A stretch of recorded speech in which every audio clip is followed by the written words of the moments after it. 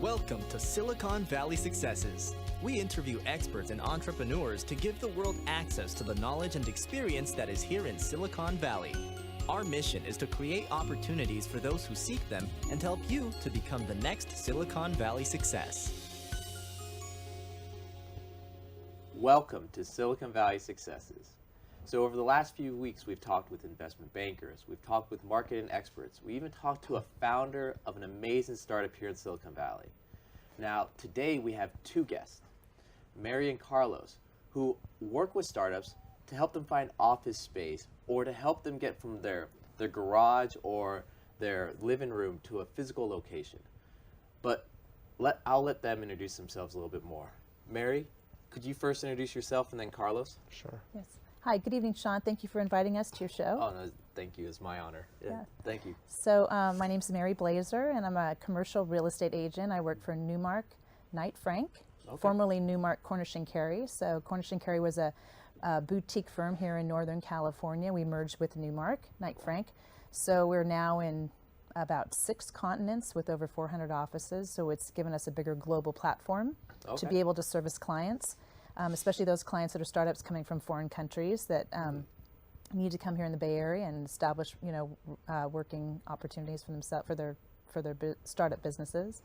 And I've enjoyed a 30-plus career, and my specialty is the leasing and sales of office and industrial properties here in Silicon Valley. Wow, Carlos, please introduce yourself. Thank you, Sean. My name is Carlos Serrano Kwan. I'm the managing director of Realcommercial Real Estate, and we were formed last year with a partnership between Joy Holdings as well as AGI Capital. And so we specialize in leasing, tenant representation, as well as landlord representation. We have offices in Burlingame, Palo Alto, and San Francisco as well. Okay. So to start, let's have a quick question for you.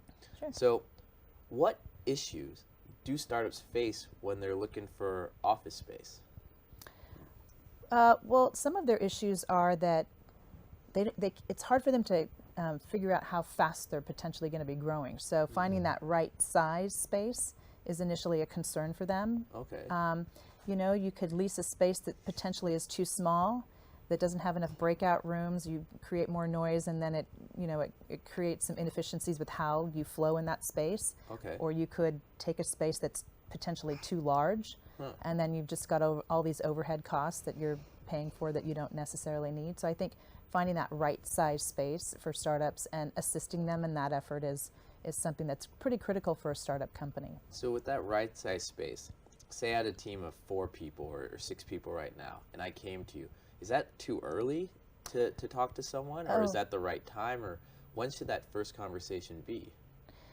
That time is an important time because there are small spaces that can still accommodate that size team of people. Okay. And then it's just determining from that point on, at what future point are you going to double your size or triple your size. So when you're looking for space, you might want to be thinking about how long of a term you're going to be in that one first space. Okay. That'll last you through that period of time, and then moving on to the next.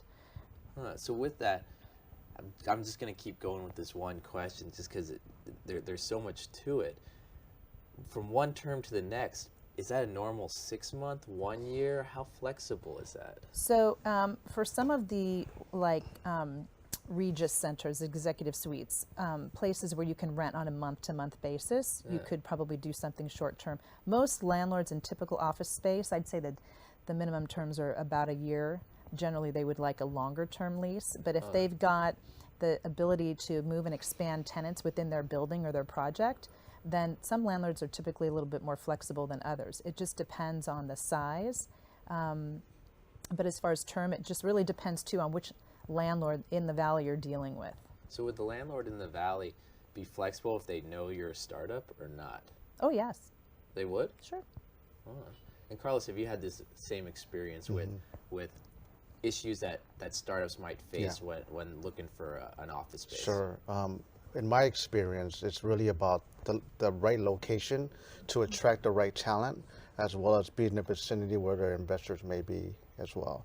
So for example, I know that talent acquisition for startups is really challenging. And so they need to be in an area where transportation to their location is actually very attractive to a lot of their future employees, their current founders, and teams of that nature, because they have to get together frequently. So it could be something near BART, something near Caltrain.